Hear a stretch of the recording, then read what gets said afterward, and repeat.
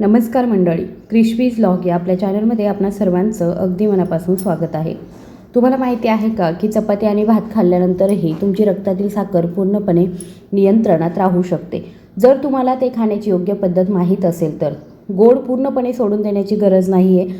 तुमच्या दैनंदिन दिनचर्येमध्ये 3 सोप्या नियमांचा समावेश करून तुम्ही तुमच्या साखरेची पातळी नियंत्रित करू शकताच. शिवाय तुम्हाला आवडणाऱ्या प्रत्येक गोष्टीचा आनंद देखील घेऊ शकता. हो, ही अतिशयोक्ती नाही तर एक वैज्ञानिक गोष्ट आहे, सत्य आहे, जे प्रत्येक मधुमेही रुग्णाने समजून घेणं आणि स्वीकारणं अत्यंत महत्त्वाचं आहे. जेव्हा आपण आपल्या जेवणाच्या प्लेटमध्ये काय टाळावं यावरचं लक्ष केंद्रित करतो, तेव्हा आपण प्रत्यक्षात स्वतःला अनेक आवश्यक पोषक तत्वांपासून वंचित ठेवतो. प्रश्न हा नसावा की काय निषिद्ध आहे, तर तुमची प्लेट संतुलित कशी करावी आणि तुमच्या साखरेच्या पातळीला हानी पोहोचवू नये. गेल्या 2 दशकांपासून मी मधुमेही रुग्णांना योग्य खाण्याच्या सवयी त्यांचं जीवन कसं बदलू शकतात हे शिकवत आहे. या संपूर्ण प्रक्रियेत 3 मुख्य आधारस्तंभ आहेत. तुमच्या प्लेटमध्ये कोणते पदार्थ आहेत, प्रत्येक धान्य किती खाल्लं जातं आणि तुम्ही ते दिवसाच्या कोणत्या वेळी खाता. हे 3 मूलभूत प्रश्न ठरवतात की तुमची रक्तातील साखर वाढेल की नियंत्रणात राहील. चला हे 3 स्तंभ एकामागून एक इतके खोलवर समजून घेऊया की तुम्हाला पुन्हा कधीही साखरेची चिंता करावी लागणार नाही. प्रथम सर्वात महत्त्वाचं म्हणजे आणि अनेकदा दुर्लक्षित केलेलं तत्त्व याबद्दल बोलूया. तुमच्या प्लेटचे पौष्टिक मूल्य आणि त्यावरील पदार्थ. हे समजून घेणं महत्त्वाचं आहे की बारीक चिरलेला, चाळलेला किंवा साल काढून टाकलेलं कोणतंही धान्य आपल्या शरीरासाठी धोका बनत असतो. आपल्या शरीराला रिफाईंड पीठ, रवा किंवा इतर अशा रिफाईंड उत्पादनांचा पचण्यास वेळ लागत नाही.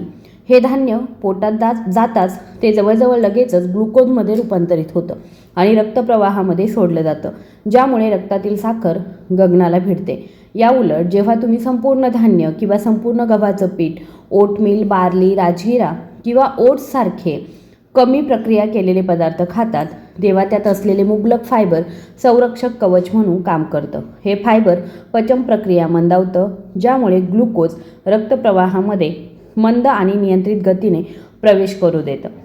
परिणामी शरीराला या ग्लुकोजचं व्यवस्थापन करण्यासाठी वेळ मिळतो, ज्यामुळे रक्तातील साखरेमध्ये अचानक वाढ होण्यास प्रतिबंध होतो. दैनंदिन जीवनात हे व्यवस्थित करण्याचा सर्वात सोपा मार्ग म्हणजे घरी भाकरी बनवताना नेहमीच जाड संपूर्ण गव्हाचं पीठ वापरणं आणि शक्य असल्यास गव्हाचा कोंडा वेगळा घालणं. यामुळे फायबरचं प्रमाण आणखी वाढतं. गव्हाचं पीठ इतर जाड धान्यांमध्ये मिसळून बहुधान्य पीठ तयार करणं हा आणखी चांगला उपाय आहे. रागीचं पीठ, बाजरीचं पीठ, बार्ली पीठ किंवा सोयाबीन पीठ अत्यंत फायदेशीर ठरू शकतं. ते केवळ चवीला चविष्ट नसून पौष्टिकतेनेही समृद्ध असतात. आता आपण भाताबद्दल बोलूया, जो मधुमेहींसाठी एक प्रमुख प्रतिबंध मानला जातो. सत्य हे आहे की भात पूर्णपणे सोडून देण्याची गरज नाही. तुम्हाला फक्त काही खबरदारी घ्यावी लागेल. जर तुम्ही भात खात असाल तर प्रथम ते उकडा आणि पाणी काढून टाका. यामुळे भातातील स्टार्चचं प्रमाण लक्षणीयरित्या कमी होतं. नेहमी लांब धान्य बासमती तांदूळ वापरा, कारण त्याचा ग्लायसेमिक इंडेक्स लहान धान्य चिकट तांदळापेक्षा खूपच कमी असतो. जाड, चिकट आणि स्वस्त तांदळाच्या जाती रक्तातील साखर वेगाने वाढवू शकतात, म्हणून ते टाळणं शहाणपणाचं आहे. तसेच भागाच्या आकाराबद्दल लक्षात ठेवा. प्रत्येक जेवणात शिजवलेल्या भाताच्या अर्धा ते 3/4 वाटीपेक्षा जास्त खाऊ नका. शिवाय योग्य घटकांसह अन्नपदार्थांची जोडणी करण्याची कला देखील तितकीच महत्त्वाची आहे.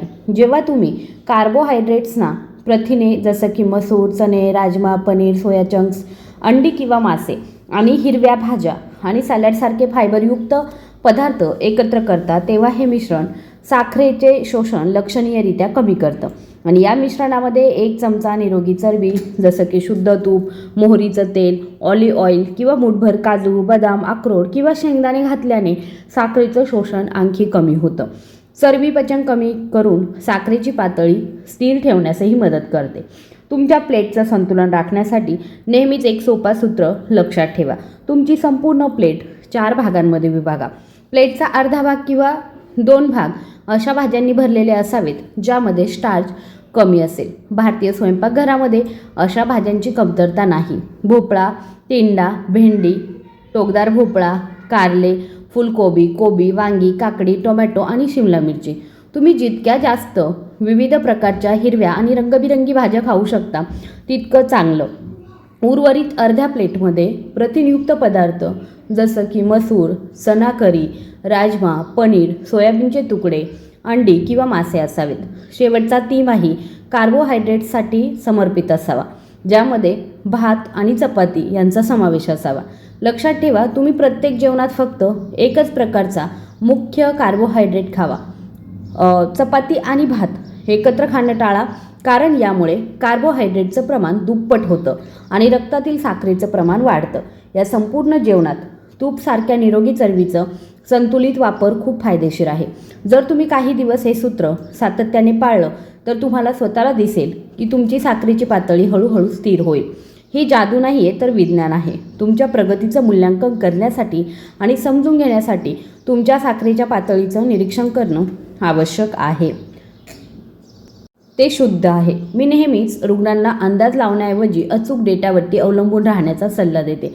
आजकाल असे CGM देखील आहेत जे तुमच्या रक्तातील साखरेची पातळी 24 तास दाखवतात.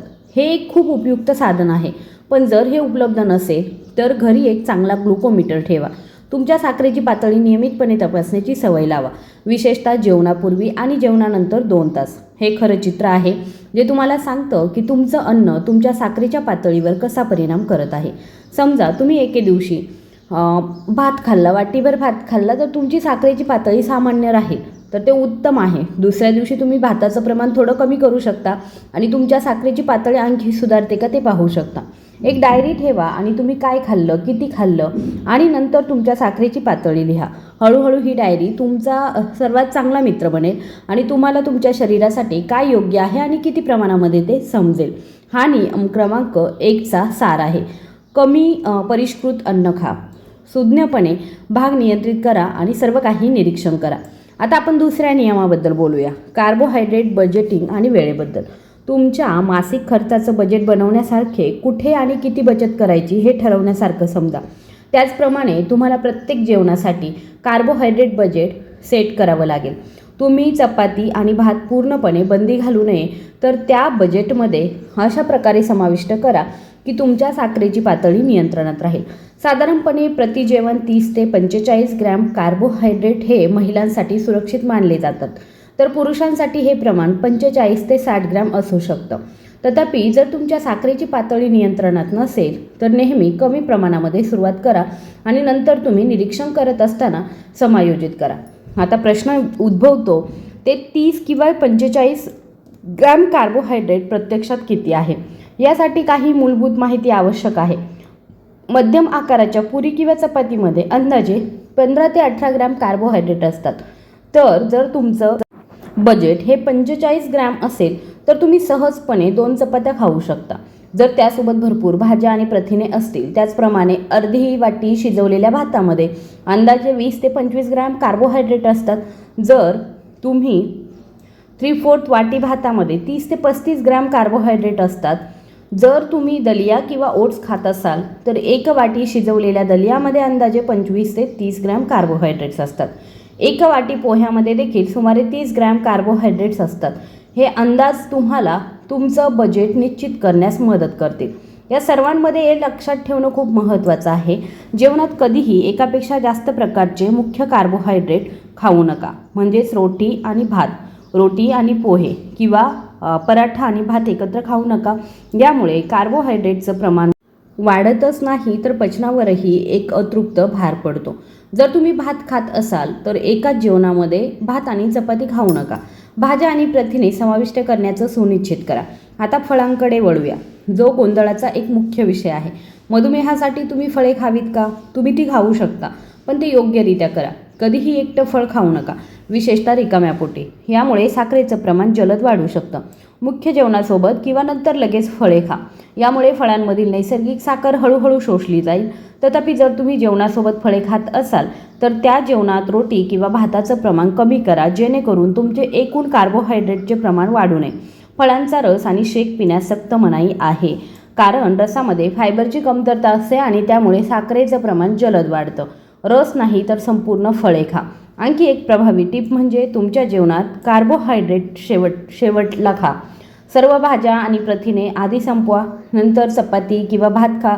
यामुळे पोटामध्ये फायबर आणि प्रथिने असतील याची खात्री होईल, ज्यामुळे कार्बोहायड्रेट्सचं पचन आणि शोषण मंदावेल. जेवणानंतर लगेच 10 ते 15 मिनिटे हलकं चालणं देखील खूप फायदेशीर आहे. यामुळे स्नायूंना अतिरिक्त ग्लुकोज वापरण्यास मदत होते आणि जेवणानंतर साखरेचं प्रमाण वाढवण्यास प्रतिबंध होतो. ही साधी सवय मोठा फरक करू शकते. तथापि लक्षात ठेवा की जर तुम्ही इन्सुलिन किंवा इतर मधुमेहाची औषधे घेत असाल तर कार्बोहायड्रेटचं सेवन अचानक कमी केल्याने रक्तातील साखर कमी होऊ शकते, जे धोकादायक आहे. म्हणून कोणतेही मोठे बदल करण्यापूर्वी तुमच्या डॉक्टरांचा सल्ला घ्या. तिसरा आणि शेवटचा नियम म्हणजे पुरेशा प्रमाणामध्ये प्रथिने घेणं. लोक अनेकदा प्रथिनांचं महत्त्व कमी लेखतात, विशेषतः मधुमेहाच्या संदर्भात. तथापि सत्य हे आहे की खाल्ल्यानंतर साखरेचं प्रमाण वाढवण्यापासून रोखण्यात प्रथिने सर्वात मोठी भूमिका बजावतात. प्रथिने पचनास वेळ लागतो, ज्यामुळे तुम्हाला जास्त वेळ पोट भरलेलं राहतं आणि भूक कमी होते. हे तुम्हाला जास्त काळ तृप्त ठेवतेच असं नाही, तर कार्बोहायड्रेटचं पचन देखील मंदावतं. शिवाय प्रथिने तुमच्या स्नायूंना मजबूत आणि संरक्षित करतात. हे महत्त्वाचं आहे, कारण आपले स्नायू ग्लुकोजचे सर्वात मोठे साठे आहेत. स्नायू जितके मजबूत असतील तितके ते जास्त ग्लुकोज शोषू शकतील आणि रक्तातील साखरेची पातळी कमी होईल. एका सामान्य व्यक्तीला दररोज प्रति किलोग्रॅम शरीराच्या वजनासाठी किमान 1 ते 1.2 ग्रॅम प्रथिने आवश्यक असतात. याचा अर्थ असा की जर तुमचं वजन 60 किलो असेल तर तुम्ही दररोज किमान 60 ते 72 ग्रॅम प्रथिने सेवन करावी. ही रक्कम खाण्याचा सर्वोत्तम मार्ग म्हणजे ते 3 जेवणांमध्ये विभागणं, जेणेकरून तुम्हाला प्रत्येक जेवणात पुरेसे प्रथिने मिळतील. आता प्रश्न असा आहे की किती प्रथिने आवश्यक आहेत? तुम्हाला प्रथिने कशी मिळतात हे ते काही सोपा अंदाज आहे. एका कोंबडीच्या अंड्यामध्ये अंदाजे 6 ते 7 ग्रॅम प्रथिने असतात.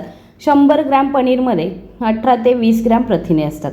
जर तुम्ही मांसाहारी पदार्थ खाल्ले तर 100 ग्रॅम चिकनमध्ये 25 ते 27 ग्रॅम आणि 100 ग्रॅम माशांमध्ये 20 ते 22 ग्रॅम असतात. शाकाहारी लोकांसाठी डाळी प्रथिनांचा एक प्रमुख स्रोत आहे. मूग, तूर डाळ आणि मसूर यासारख्या शिजवलेल्या डाळींच्या एका वाटीमध्ये 8 ते 10 ग्रॅम प्रथिने असतात. आणि सोयाबीन आणि त्यांचे पदार्थ जसं की सोया चंक्स किंवा टोफू हे देखील उत्तम पर्याय आहेत. यामुळे तुम्हाला दररोज किती प्रथिने वापरत आहात आणि किती वाढवायचे आहे याची अंदाजे कल्पना येईल. लक्षात ठेवा, प्रथिनांच्या कमतरतेमुळे स्नायू कमकुवत होऊ शकतात आणि साखरेचं नियंत्रण कमी होऊ शकतं. म्हणून प्रत्येक जेवणात प्रथिने समाविष्ट करण्याचे सुनिश्चित करा. जर तुम्ही तुमच्या दैनंदिन जीवनात हे 3 नियम समाविष्ट केले तर मधुमेह हा आता एक गंभीर आजार राहणार नाही, तर एक साधं जीवनशैली आव्हान राहील. तुम्ही सहजपणे व्यवस्थापित करू शकता.